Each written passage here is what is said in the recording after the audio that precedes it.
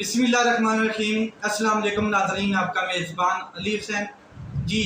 मखसूस नशिस्तों के हवाले से सुप्रीम कोर्ट ऑफ पाकिस्तान में आज दोबारा समाअत हुई है और इसको अगले मंगल तक के लिए मुलतवी कर दिया गया है। लेकिन जो जजेस के रिमार्क्स आज देखने को मिले हैं, एक साइड से पोजीशन बिल्कुल क्लियर हो गई है कि जज इस टाइम कहाँ पर स्टैंड करते हैं, और दूसरी जानब जो काजी फैज़ ईसा साहब हैं उनके जो रिमार्क्स और जैसे जजेस को टोकना और जजेस के रिमार्क्स के ऊपर अपना एक रद्द-ए-अमल देना, और ये चीज़ें जो उनका एक रवैया है जजेस के साथ, वो ये ज़ाहिर करता है कि बाकी तमाम जजेस जो हैं वो मैट्रिक पास हैं, और सबसे ज़्यादा जो समझदार जज हैं वो काजी फैज़ ईसा साहब ही हैं। जैसे कल जो समाअत हुई थी तो जस्टिस मंसूर अली शाह साहब ने तंजन भी एक वार किया था काजी फैज़ ईसा साहब के ऊपर कि काश मेरा आप जैसा दिमाग होता तो मैं भी लॉ को, आइन को, कानून को बड़ा जल्दी समझ लेता, लेकिन अब ऐसा है नहीं। तो ऐसा तासुर दिया जा रहा है कि बाकी जजेस सारे कमज़ोर हैं, मैट्रिक पास हैं, सिर्फ मैं जो है ना, जो मैं वही लेके काजी फैज़ ईसा साहब को बैठ गई। अब आप अंदाज़ा लगा लें कि ये जो मामला है मखसूस नशिस्तों के हवाले से, इसमें बड़ी अहम चीज़ें खुल कर जजेस कर रहे हैं और ऐसे रिमार्क्स दे रहे हैं कि बिल्कुल जो कल का बच्चा है मैट्रिक जाने वाला और अंडर मैट्रिक, उसको भी ये चीज़ें समझ आ रही हैं कि असल में हुआ क्या। असल में इलेक्शन कमीशन और सुप्रीम कोर्ट ऑफ पाकिस्तान के फैसले की रोशनी में हुआ क्या, कैसे एक सियासी पार्टी को आउट किया गया। एक बात तो सुप्रीम कोर्ट की समाअत से तय हो जाती है कि फसाद की जो असल जड़ है वो बल्ले का निशान छीनना और उसके बाद फिर एक गलत तशरीह करना एक फैसले की और एक सियासी पार्टी को उठा के बाहर कर देना, दोनों सूरतों में नुकसान इस मुल्क का हुआ है, पाकिस्तान तहरीक इंसाफ का हुआ है, करोड़ों लोगों के वोट का हुआ है, और अरबों रुपए जो इस टैक्स के ऊपर खर्च किए गए, जो ये इलेक्शन करवाया गया 8 फरवरी का, उसके हवाले से हुआ है। अब बड़ी सिंपल सी बात है कि जो चीज़ें ये सामने आ रही हैं और जिस तरीके से रिमार्क्स आ रहे हैं, ये हर शख्स जानता है कि फ़ैसला क्या आने वाला है। काजी फैज़ ईसा साहब अभी भी डिफेंड करते हुए नज़र आ रहे हैं। तो आज अटॉर्नी जनरल साहब के सामने जस्टिस मुनीब अख्तर ने बड़े अहम जो सवालात रखे हैं वो भी मैं आपके सामने रखता हूं, और जस्टिस अत्तर मिनल्ला साहब ने जो कहा वो भी आपके सामने रखता हूं। और आज तो वो जजेस भी बोले हैं जो हम पिछली समाअतों में खामोश देखते हुए आ रहे हैं, जैसे कि मोहम्मद अली मदर साहब और सादत इरफान साहब, बाकी जो जजेस हैं। तो सबसे पहले बात करते हैं जस्टिस अत्तर मिनल्ला साहब। कहते हैं अटॉर्नी जनरल साहब, आपको बुनियादी सवाल को देखना होगा। एक सियासी जमात को इलेक्शन से निकाल दिया गया है और इलेक्शन कमीशन ने निकाला है। इलेक्शन कमीशन ने खुद आइन की संगीन तरीन खिलाफ वर्जी की है।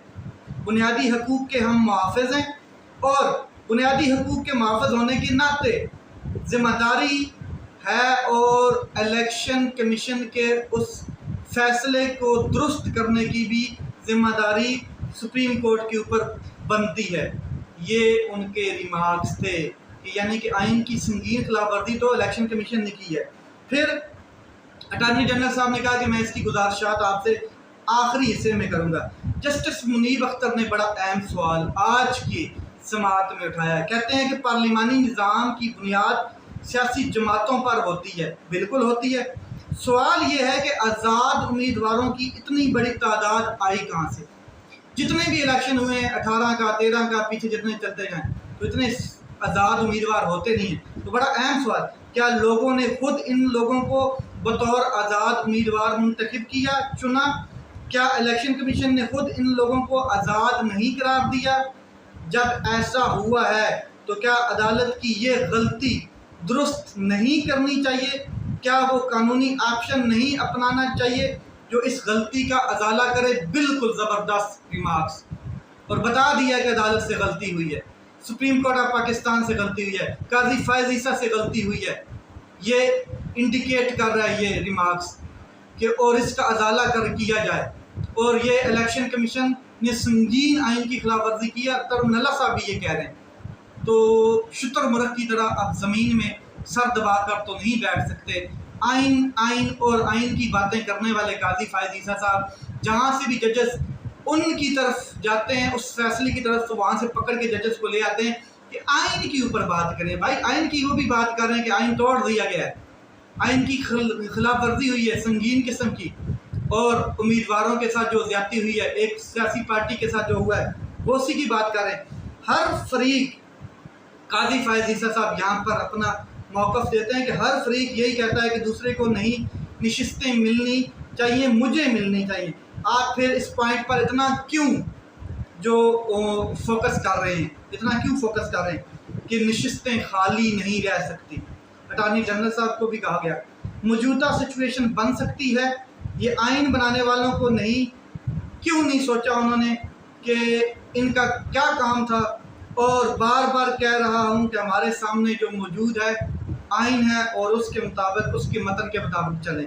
وہی کسی پٹی کہانی، آئین پہ آؤ جی، آئین پہ آئی، آئین تو توڑے ہیں آپ لوگوں نے، اور ایک فیصلہ واضح بار بار ججز کہہ رہے ہیں کہ وہ جو ہے اس کا درست کیا جانا چاہیے، اس فیصلے پر اس کا ازالہ کیا جانا چاہیے۔ آگے جسٹس منیب اختر پھر آن فائر ہوتے ہیں، وہ کہتے ہیں ایک طرف ہمیں بتایا جاتا ہے کہ الیکشن کمیشن آئینی ادارہ ہے، اب الیکشن کمیشن کا ہی ریکارڈ ان لوگوں کو سنی اتحاد کونسل مان رہا ہے۔ بتائیں نا الیکشن کمیشن انہیں پارلیمانی پارٹی مان کر کیسے نشستوں سے محروم کر سکتا ہے یا کر رہا ہے؟ پھر الیکشن کمیشن پارلیمنٹ کو بتا رہا ہے کہ ہمارے ریکارڈ میں یہ پارلیمانی جماعت ہے، ریکارڈ کسی وجہ سے تو رکھا گیا ہے۔ آپ اس کو پارلیمانی جماعت بھی کہہ رہے ہیں، پھر اس کو نشان بھی چھین لیں اور آزاد بھی ڈکلیئر کر رہے ہیں۔ ہمیں تو سوال بتایا جائے نا، ہمیں بتایا جائے یہ کیسے کیا جا رہا ہے، ایک آئینی ادارہ کیسے کر رہا ہے۔ پھر یہاں پر جسٹس منصور علی شاہ صاحب نے بڑے اہم ریمارکس دیے ہیں، ہم ایک طرف سے کیس کو کیوں نہیں دیکھ رہے، سنی اتحاد کونسل تک کیوں نہیں پہنچے؟ کیونکہ الیکشن کمیشن نے پی ٹی آئی کو آزاد قرار دیا، ان سب 84 امیدواروں کو ووٹ پاکستان تحریک انصاف کی وجہ سے پڑا۔ اگر ہم پوری تصویر نہ دیکھیں اور آنکھیں بند کر لیں تو مکمل انصاف کہاں ہوگا؟ آگے جسٹس اختر من اللہ صاحب اور جسٹس منصور علی شاہ صاحب کے بڑے اہم ریمارکس کہ ایک چیز کلیئر ہے کہ سپریم کورٹ آف پاکستان کے فیصلے کی غلط تشریح کی اور آئین کے خلاف ورزی کی گئی ہے، سنگین ترین۔ یہ قومی الیکشن کا معاملہ ہے، منصور علی شاہ صاحب کہتے ہیں، لاکھوں لوگوں نے ووٹ دیا ہے، ہم آنکھیں بند نہیں کر سکتے۔ چیف جسٹس قاضی فائز عیسیٰ صاحب کہتے ہیں کہ جسٹس ہم نے کرنا ہے، ہم سب انصاف چاہتے ہیں۔ آپ سپریم کورٹ کے تمام فیصلے پڑھیں، انہوں نے نظریہ ضرورت کو جنم دیا، انصاف کے اصولوں پر پاکستان ایک بار آئین کے رستے پر چلنے دیں۔ یہ ججز کو سمجھایا جا رہا ہے کہ پاکستان ایک بار آئین کے رستے پہ چلنے دیں، ججز تو آئین کے اوپر ہی لے کے آ رہے ہیں، جو آئین کی خلاف ورزی کی گئی ہے اس کو بحال کرنا چاہتے ہیں۔ آپ پتہ نہیں کس سمت میں جا رہے ہیں، یہ نہیں پتہ کون دیکھ رہی ہے۔ اٹارنی جنرل صاحب آپ سے میرا سوال، اور آپ نے اس کا جواب ابھی تک نہیں دیا کہ کیا ہم آئین کی سنگین خلاف ورزی کی توثیق نہیں کر رہے؟ ہم کمرے میں موجود ہاتھی کو نظر انداز کر رہے ہیں، ہاتھی کو نظر انداز کر رہے ہیں کمرے میں موجود، یعنی کہ ہاتھی اتنا بڑا کھڑا ہے پھر بھی ہم کہہ رہے ہیں نہیں۔ بات سمجھ آ رہی ہے کہ ایک غلطی ہوئی ہے، اس کا ازالہ کیا جائے، اس کو درست کیا جائے، مگر ہم اس کو اگنور کر رہے ہیں، اس کی توثیق کر رہے ہیں۔ تو اٹارنی جنرل صاحب نے خاموشی اختیار کی۔ پھر یہاں پر جسٹس عرفان سعادت صاحب کہتے ہیں جو آزاد امیدوار ہیں وہ کسی پارٹی کو جوائن نہیں کرتے، پھر ان امیدواروں کا کیا ہوگا؟ تو اٹارنی جنرل صاحب کہتے ہیں وہ آزاد ہوں گے نہیں، سوری وہ آزاد نہیں ہوں گے، قانون کہتا ہے انہیں کسی نہ کسی پارٹی کو جوائن کرنا ہے۔ پھر آگے جسٹس حسن رضوی صاحب کہتے ہیں سیاسی جماعتوں نے اتنی سیٹیں حاصل نہیں کی لیکن انہیں مخصوص نشستیں زیادہ مل گئی ہیں، باقی تمام سیاسی پارٹیوں کی بات کر رہے ہیں۔ یہ کیسے دی گئیں؟ مطلب جتنی سیٹیں ان کی ہیں اس سے ڈبل ٹرپل انہیں مل رہی ہیں، تو یہ کیسے دی گئی؟ یہ کیسے انصاف ہوا ہے؟ سپریم کورٹ کی جو سماعت ہے وہ اگلے منگل تک ملتوی کر دی گئی ہے۔